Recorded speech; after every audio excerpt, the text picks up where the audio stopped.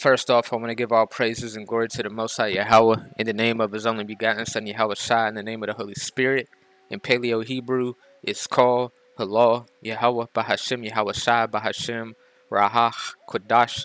Double honors unto the elders and apostles of GMS who taught me this truth. Salutations to all the brothers out there that's teaching this word in truth and sincerity, in peace, blessings and healings unto the elect and the multitude, because that's why we do these videos.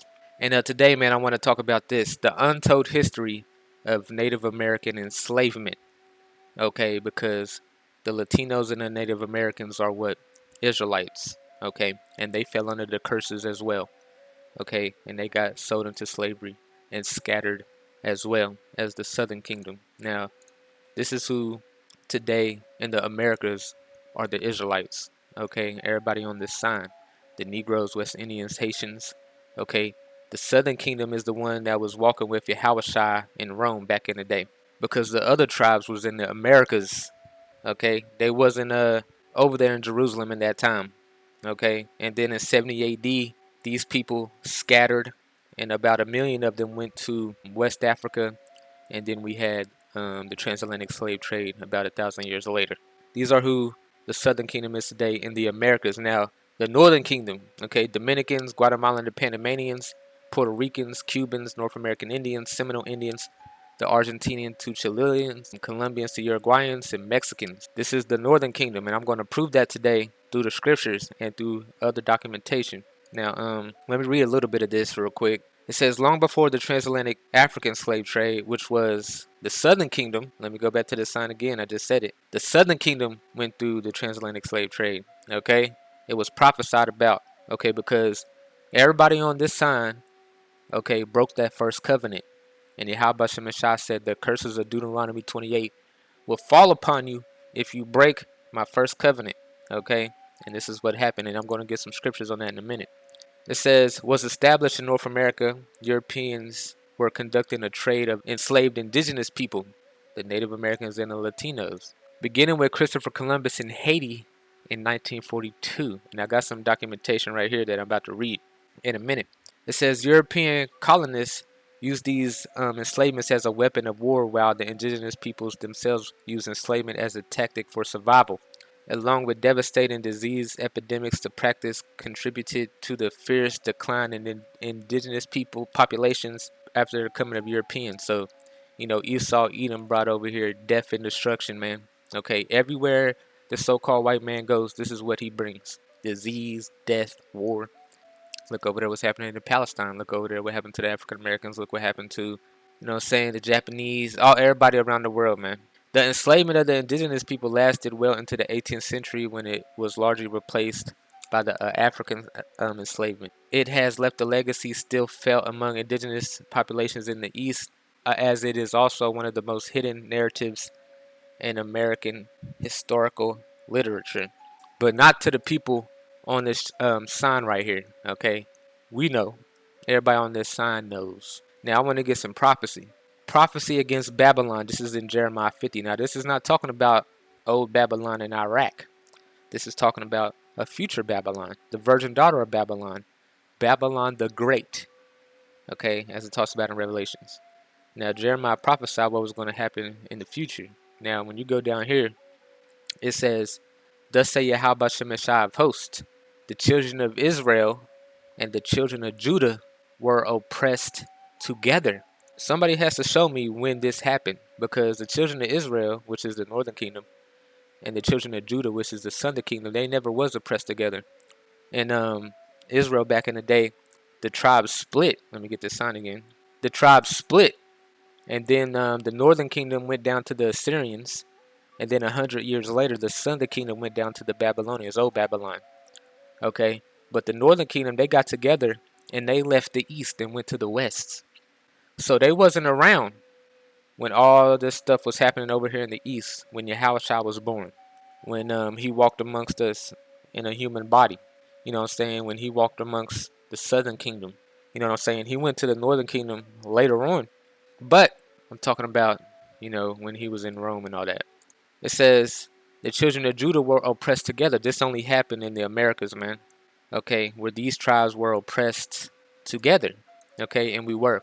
Okay, it was all Yahweh's will. Okay, Yahweh Shemashai's will. And all them took them captives, held them fast. They refused to let them go. We're still not saved to this day. You know what I'm saying? That's why there has to be a second coming. Okay, Yahweh's coming to save his people out of the hands of our enemies. And then the next verse over, their Redeemer is strong. So you know this is talking about a future Babylon because it's talking about the Redeemer. Okay, the Redeemer is Yahawashi, who this world calls Jesus Christ. Now, I want to get some scriptures real quick on how the Native Americans, okay, the Latinos got over here to the Americas. Okay, because it's in the Bible, man. The 1611 Bible to be exact. It's in the old Bible with the Apocrypha in it. Now, this is 2nd Ezra chapter 13. This is in the Apocrypha. Okay, I got an old Bible right here, but I'm going to read it from here. 2nd Ezra chapter 13, verse 39. Okay, it says, and whereas thou sawest that he gathered another peaceable multitude unto him, those are the 10 tribes which were carried away prisoner out of their own land in the time of Hosea the king. Because like I said, okay, let me get this picture again. These tribes went down to the Assyrians, okay, and they got put in captivity. And then they got together, and then they went to the Americas. Okay, they left the East. Okay, nobody knew where they was until Christopher Columbus went over there. Point blank to the period, man. It says, who Salazar, the king of Assyria, led away captive, and he carried them over to the waters. So came they into another land. Where else can you read about this history? Okay, because everybody likes to think the Bible's a fairy tale or whatever, but it's about a particular bloodline and their history, man. Their traditions. You know what I'm saying? It even has future prophecy in it. Okay, the Bible is only for these people right here. Point blank period. That's all it's for. It's a message to these people right here. And that's it. Nobody else. Okay, that's why these heathens, they came up with Christianity, Judaism, they make up all these other religions. But this is not a religion to our people, man. This is us, man. And this is what it is. Like I said, let me get some history. You know, you can read it in 2 Kings. But it says 2 Kings 18 and 11. It says, and the king of Assyria did carry away Israel unto Assyria. Okay, because what, the northern kingdom went down to the Assyrians. And put them in Halah in the harbor by the river of Gozan in the cities of the Medes. Because why? Because they obeyed not the voice of Yahweh Shemashai, their power, but transgressed his covenant, and all that Moses, the servant of Yahweh Shemashai, commanded, and would not hear them, nor do them. So Yahweh Shemashai put them in captivity. Okay, on to this day, we're still under them curses for breaking the first covenant. But what? A remnant of our people are waking up. That's why you hear Latinos, Native Americans, and African Americans saying that they're Israelites, because they're coming back to the knowledge of who they are. But those are the only people that's going to repent. Okay, everybody else is making, rapping and shaking ass and all this other shit. They're going to die, man. You know what I'm saying? But going back to 2nd chapter 13, this is what these people did. Okay, they was led away captive, then they got together. It says, but they took counsel among themselves that they would leave the multitude of the heathen and go forth into a further country where never mankind dwelt. The Americas. Nobody dwelt in America until the Native Americans and the Latinos went over there, that they might keep their statutes, which they never kept in their own land. And when they got over there, they didn't keep the statutes. Okay, you read about what these what the Native Americans and Latinos was doing over here. Basically, you know, sacrificing and doing a bunch of wild shit. So yeah, how about Shemashai sent Christopher Columbus over here, and you seen what happened to him. Okay, it says, and they entered in Euphrates by the narrow places of the river, for the Most High showed them signs for them, and held still the flood till they were passed over, because hurricanes pass through that from Africa, and then they go all the way up through the Caribbean and all that. So Yahweh Shemashai didn't have no storms. He let them get over there. Okay, it says, for though that country there was a great way to go, namely of a year and a half, the same region is called Asterisk. I got some things right here. Asterisk. The name of a land between the great river far away from the inhabitant of man, in which the 10 tribes of Israel would dwell. It says, asterisk. Columbus identified America as the land asterisk. This is where the 10 tribes dwelt.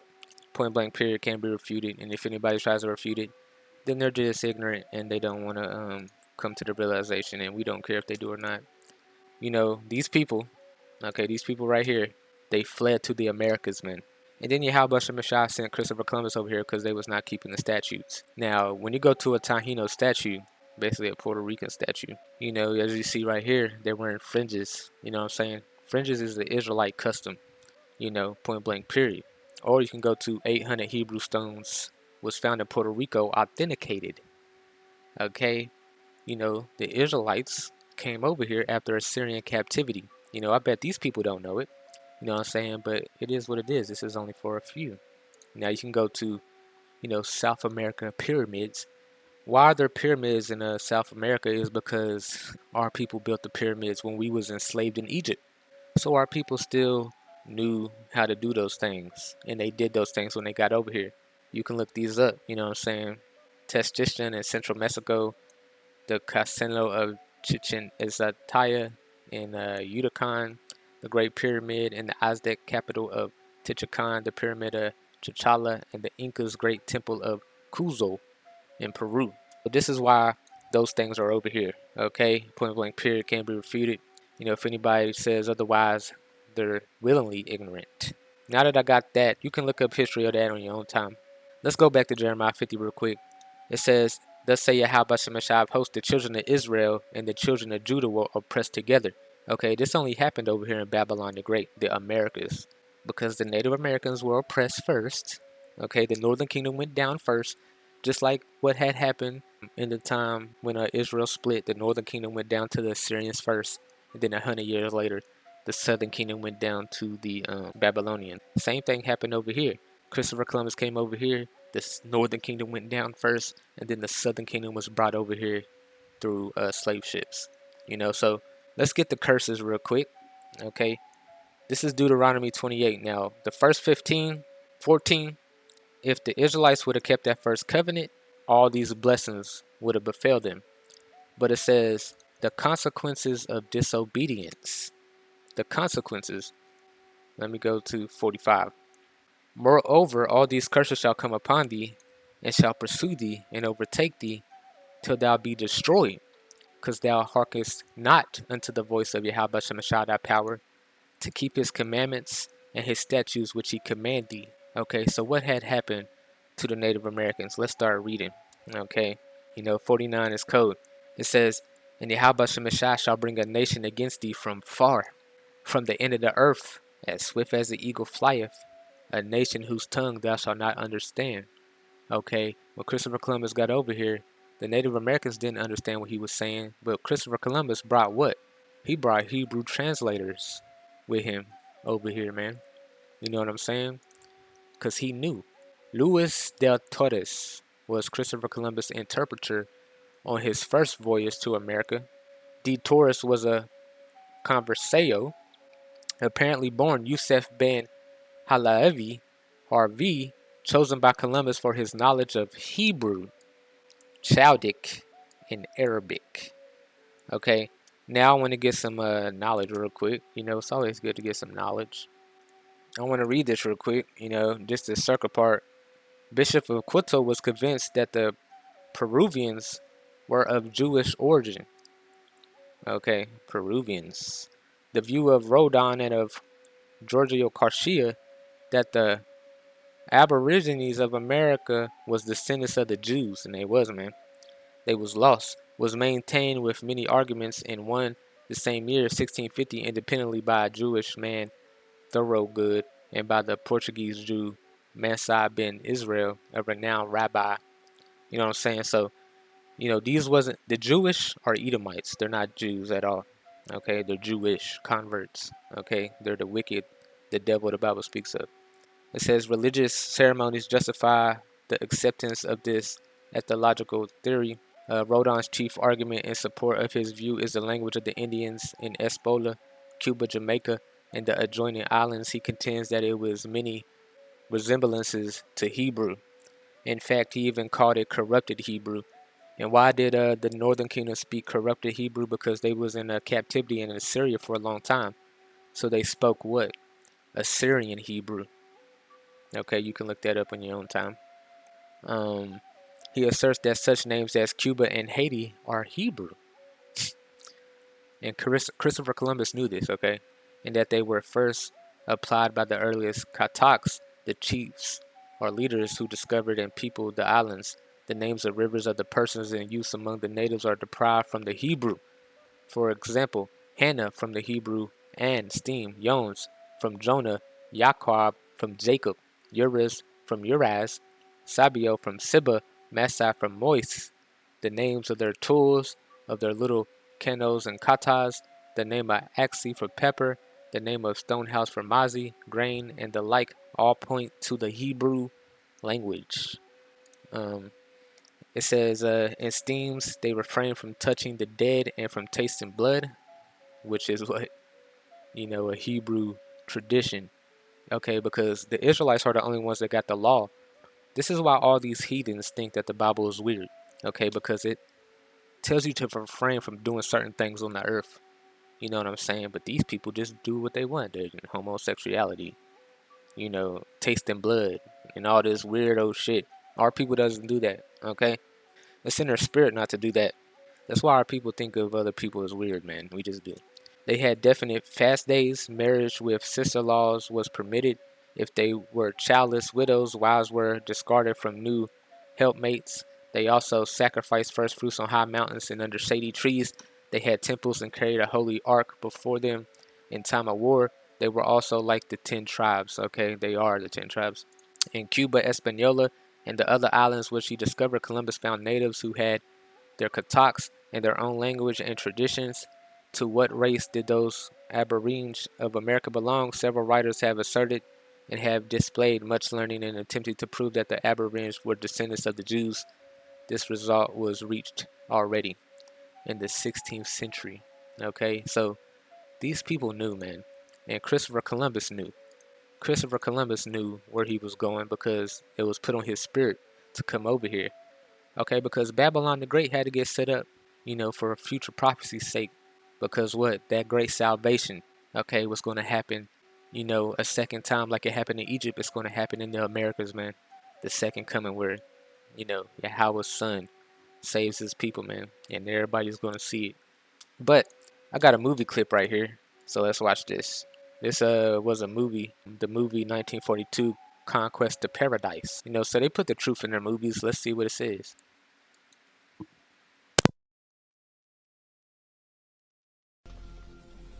Why do you wish to sail west? To open a new route to Asia. Asia is the richest kingdom, the land of spices and gold. At the moment, there are only two ways of reaching it. By sea, sailing around the African continent. The journey takes a year. Or by land. But the Turks have closed this route to all Christians. There is a third way. By sailing west across the ocean sea. The distance is unknown. It's said to be infinite.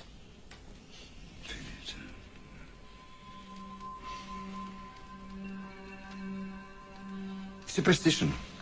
I believe the Indies are no more than 750 leagues west of the Canary Islands. How can you be so certain? The calculations of Toscanelli, Marin de Tir, Esdras. Esdras is a Jew. So what's worse? 2 minutes, and already you're a dead man. For telling the truth? Yes.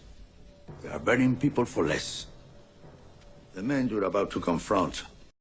Okay, so they know, man. They just do. Okay, they know. Now, let's go back over here to the curses. Okay, they put all the truth in their movies, man. They know we're Israelites. It just is what it is. Okay, so going back to the curses, Deuteronomy 28:49, the Lord shall bring a nation against thee from far, okay, from the end of the earth, as swift as the eagle flieth, a nation whose tongue thou shalt not understand. As swift as the eagle flieth, the Spaniards' national bird is an eagle, man. Edom's national bird is an eagle. Edom, Esau, Edom. The Edomites came over here and destroyed your ass. Okay, Greek Rome, United States, an eagle, as swift as an eagle flieth. It was always prophesied that Esau would get his blessing, and he got his blessing, man. You can go read what his blessing was, but he would rule by the sword, his military might, his violence. Okay, and he used that sword to destroy our people. Okay, it says, a nation of fierce countenance, who shall not regard the person of old, nor show favor to the young. Okay, Esau Edom, and the so-called white man. He didn't care. He shall eat the fruit of thy cattle and the fruit of thy land until thou be destroyed. When he came over here, he destroyed all the buffaloes. He would gather up all the buffaloes in the area and kill them all to starve out the Native Americans. Which also shall not leave thee either corn, wine, or oil. And it's crazy that it says corn, because the Native Americans showed Esau Edom how to grow corn, and then he killed him. Or the increase of that kind of flocks of sheep until he have destroyed thee. And he shall besiege thee in all thy gates until thy high and fenced walls come down, wherein thou trustest throughout all the land. He shall besiege thee in all thy gates throughout all the land, which YAHAWASHI thy power have gave thee, because he gave the Native Americans and the Latinos the Americas. He obviously showed them how to get over there, as it says in 2nd Ezra chapter 13, verse 40 on down. The Most High showed signs for them. Okay, he helped them get over there. And then they didn't keep the laws. They was doing a bunch of wild shit. So YAHAWASHI sent, you know what I'm saying, a nation, who represents himself as an eagle, you know what I'm saying, over there to destroy them. And he did that, okay, point blank period. But he is going to pay them back for what they did to the children of God, okay, because the Israelites, everybody on this sign is the children of God, man. And everybody that touched these people is going to pay horribly, man. Okay, this is why Babylon the Great is going to get destroyed, okay? But it had to be set up first for that big, huge salvation that's going to take place. But I want to read this first. This is Obadiah 1 and 4. This is talking about prophecy against Edom. Edom will be humbled, okay? The pride of thy heart have deceived thee. Though thou dwellest in the clefts of thy rocks, whose habitation is high, who saith in his heart, who shall bring me down to the ground? Though thou exalt thyself as the eagle, I just brought those pictures up, and though thou set thy nest among the stars, thence will I bring thee down, saith the Lord. Okay, now let's go down a little bit. Obadiah 1 and 10.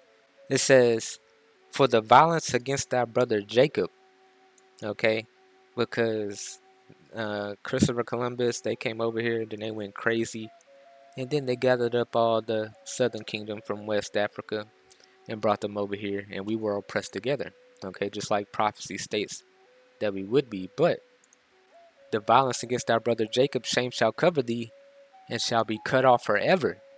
They're going to pay, okay, every single one of them, down to the oldest, down to the youngest, even if some of them didn't even have nothing to do with it. Just like our people, we all got judged as a nation, okay?